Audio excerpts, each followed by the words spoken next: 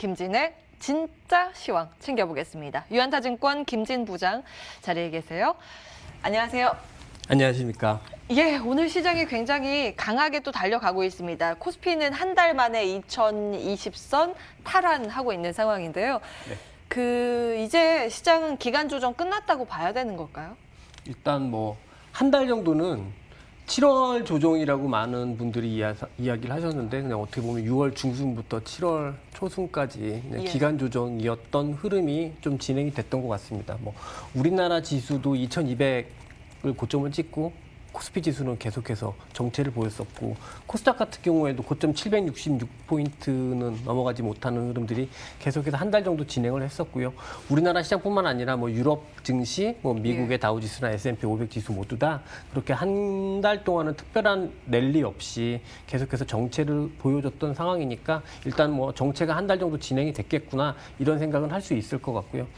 또 뭐 지수 흐름뿐만 아니라 저희 뭐 직원들의 이야기나 고객님들의 의견을 들어보면 아주 강한 주식으로 정말 빨리빨리 잘 귀신처럼 옮겨 타지 않으면 수익이 잘 안 나거나 아니면 오히려 조금 물린다. 약간 수익이 좀 손해가 발생을 하기 시작을 한다. 뭐 이런 말씀들을 많이 하시니까 일단 지난 한 달은 조금 지난 국면보다는 조금은 다른 흐름이 진행됐던 게 이제 맞는 이야기인 것 같고요.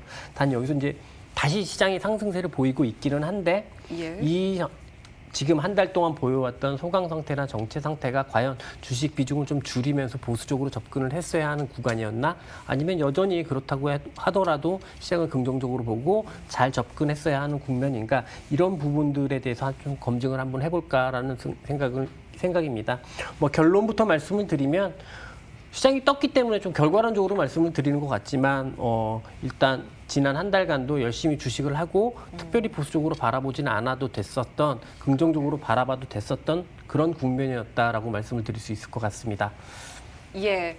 이제 시장에 대해서는 여전히 가는 장세이기 때문에 굳이 여기에서 보수적으로 완전히 트는 전략은 맞지 않다라는 부분 지적을 해주시고 계신데 지금 유튜브 채팅창에도 이런 글이 올라오고 있어요. 시장은 지금 화려한 것 같은데 실질적으로 내 계좌는 그렇지 않다. 아마 여기 공감하고 계신 분들도 오늘 많으실 것 같은데요. 왜냐하면 지수가 굉장히 강한데 하락하고 있는 종목과 이 상승하고 있는 종목 비율 봤을 때 거의 반반 정도 수준이거든요. 네네. 그래서 이제 종목별 이런 차별화 장세에서 어떻게 전략을 세워 나가야 되는지가 굉장히 중요할 것 같은데 코멘트 주시겠습니까? 네, 일단 좀 아직은 접어야 되지 않는 이유에 대해서 좀 판단을 드리고 그 이후에 이제 좀 전략까지도 좀 말씀을 드려볼까 하는데요. 뭐 현재 시장을 가장 아주 많은 분들이 이제 뭐 이코노미스트나 애널리스트나 아주 많은 분들이 가장 잘 표현하는 말들 중에 하나가 이제 유동성이라는 말인데요. 저는 개인적으로 유동성이라는 말을 굉장히 동의합니다만 이게 나의 투자에 도움이 될까라고 생각을 하면 별로 이렇게 동의하는 부분은 없습니다. 왜냐하면 유동성은 시장이 안 좋아질 때 더 많아질 거거든요. 왜냐하면 시장이 안 좋아지고 경기가 나빠지면 유동성을 더 풀 테니까요. 그렇기 때문에 유동성이 주식시장에서 주식시장을 끝내는 어떤 그런 바로미터로서 작용할 수 있을까? 그리고 그걸 정말 리얼타임으로 내가 유동성과 증시와의 관계를 이해할 수 있을까? 그럼 그렇지는 않은 것 같아요. 그럼 가장 쉬운 방법은 결국은 뭐 계속해서 제가 여기 MTN 마켓으로 나와서 맨날 매주 말씀드리는 건데 주도주의 동향이 아닐까라고 말씀을 드려요. 주도주가 유지되고 있으면 시장은 괜찮다. 이런 게 제 생각인데요. 우리나라뿐만 아니라 글로벌하게 데이터 경제 관련 주식들이 분명히 주도주로 자리 잡고 있는 것 같습니다. 그래서 이 주식들이 동시다발적으로 빠지지 않는 한 시장은 괜찮다라는 의견이 계속해서 그냥 드리고 있는데요. 그러면 지수의 충격이건 충격이 아니건 이 주도주의 동향만 계속해서 잘 살펴보자 이런 관점입니다. 지난주에 시장은 그렇게 지수가 어제 오늘 이렇게 좀 오르긴 했지만 지난주에 시장이 그렇게 많이 안 오를 때 카카오가 이제 고점 갱신을 하면서 상승을 했잖아요. 그런데 이게 독립적인 흐름이었는지 아니면 정말 글로벌하게 데이터 경제 주식들이 다 같은 흐름이었는지 이 부분부터 한번 좀 짚어보도록 하겠습니다. 첫 번째 보여드릴 게 이제 마이크로소프트라는 주식인데요.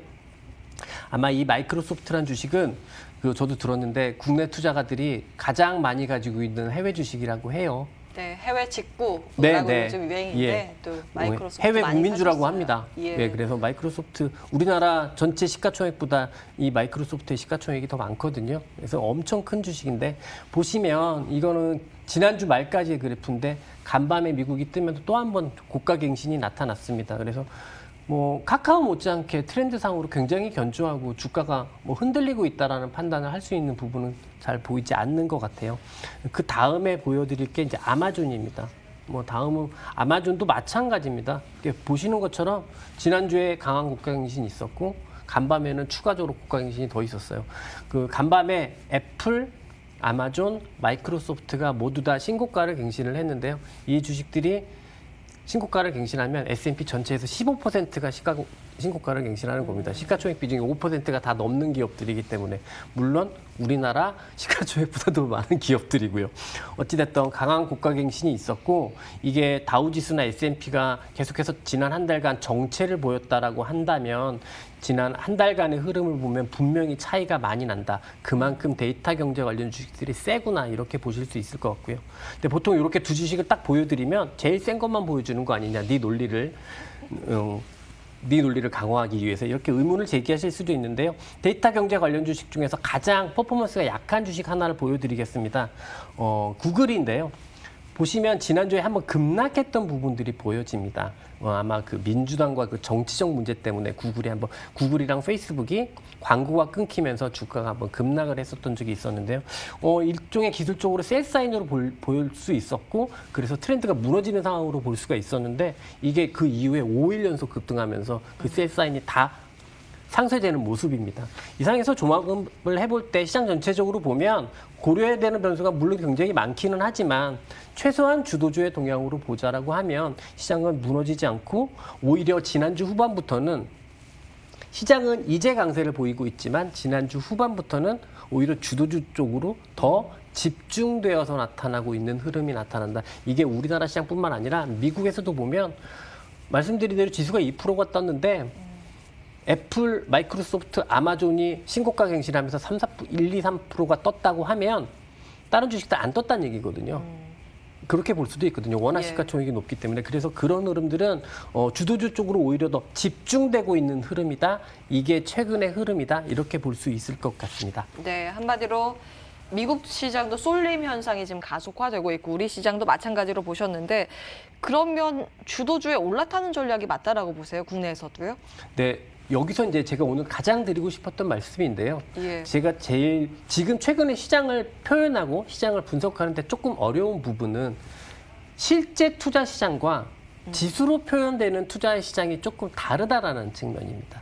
특히 우리나라를 보면 우리나라 같은 경우는 반도체를 비롯해서 경기민감 대형주들의 시가총액 비중이 높잖아요. 근데 앞서 우리는 말씀드렸듯이 반도체나 경기민감 대형주가 중심이 되어서 올라가고 있는 시장 상황이 아닙니다. 물론 네이버나 카카오가 주가가 뜨면서 시총이 많이 올라왔긴 했지만 여전히 하이닉스, 삼성전자, 은행, 철강, 화학들의 시총 비중이 엄청 높은 상황이고요.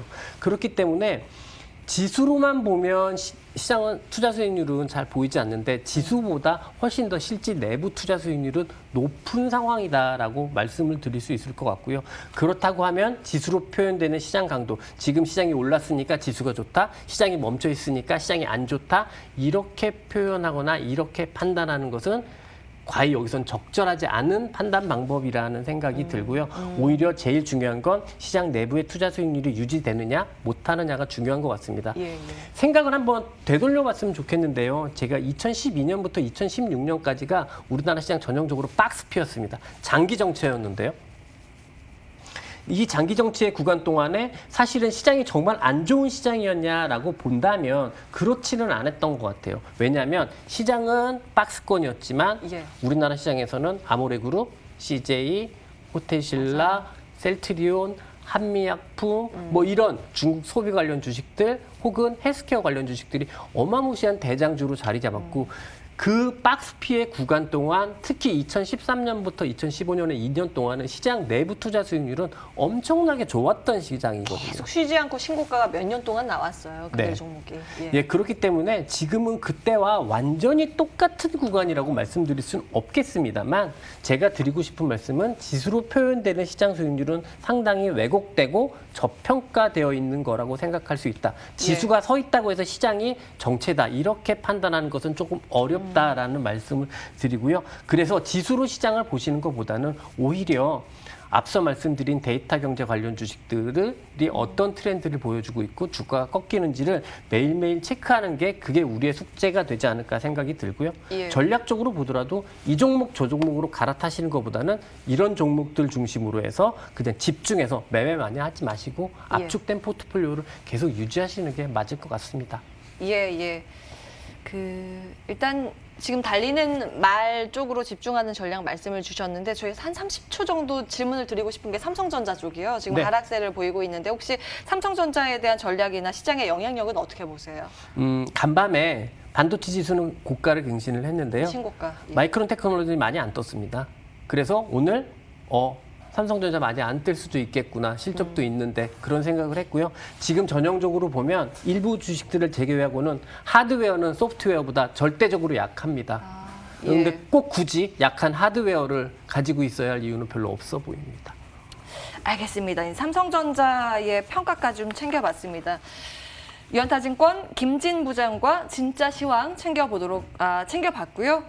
출발 마켓온 2부도 여기서 정리를 해봐야 되겠네요. 양 시장 여전히 좀 강세권에 유지가 돼 있는데 말씀드린 것처럼 종목별 차별화가 더 가속화되고 있는 상황입니다. 이어지는 MTN 순서들을 통해서 현명한 전략 챙겨가시기 바라겠습니다. 오늘도 함께해 주신 여러분 고맙습니다.